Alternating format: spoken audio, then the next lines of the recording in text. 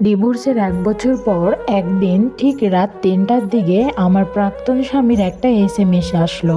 তারপর আমার অগোছালো জীবনটা আরও বেশি অগোছালো হয়ে গেল। আমার স্বামী এসএমএস করে লিখেছিল, আমাকে মাফ করে দিও, আমি তোমার কদর বুঝতে পারিনি, মায়ের কথাই তোমাকে তালাক দিয়েছি, অনেক নির্যাতন করেছি, আমার এসব করা উচিত হয়নি, আমি তোমাকে ছাড়া মোটেও ভালো নেই, আমাকে মাফ করে দিও। নিজের জীবনটা শেষ করার আগে তোমাকে দেখার খুব ইচ্ছে হচ্ছে, কিন্তু জানি না তোমাকে দেখতে পাবো কিনা। আমার হাতে আর একটুও সময় নেই, যদি পারো আমাকে ক্ষমা করে দিও। আধো আধো ঘুমে আমি এই এসএমএসটা পড়লাম। এরপর ঘুম থেকে উঠে ফ্রেশ হয়ে এসএমএসটা ভালো করে দেখলাম। দেখার পরে আমি আর বুঝতেছিলাম না কি করব। এই তো সেই স্বামী, সে আমাকে কত কষ্ট দিয়েছিল। ৮ মাসের সংসারে আমার ২ মাসের বাচ্চাও পেটে এসেছিল।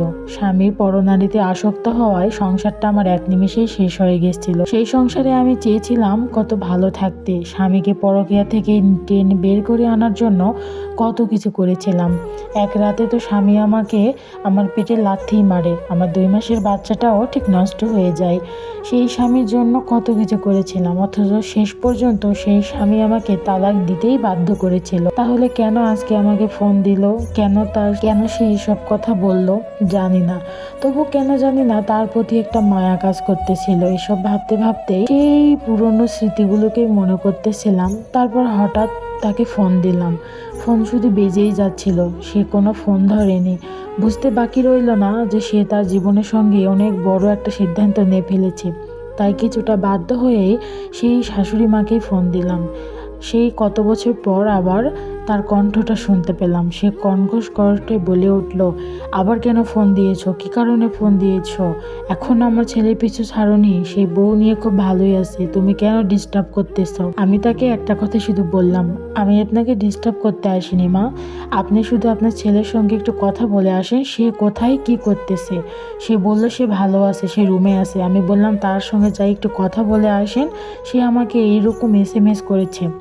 তারপর আমার কথা শুনে তো আমার শাশুড়ি মা তার ছেলের রুমে গিয়ে ছেলেকে ডাকাডাকি করে, কিন্তু ছেলেকে ডাকাডাকি করলে কি ছেলেকে পাবে? সে তো অলরেডি তার জীবনটা শেষ করেই দিয়েছে। তারা অনেক দেরি করেছে। ২-১ বার ডাকার পর কোনো সাড়া যখন দিল না, তখন সবাই মিলে এত মজবুত দরজা ভাঙতেও তো সময় লাগবে। অনেকটা সময় পেরিয়ে গেল।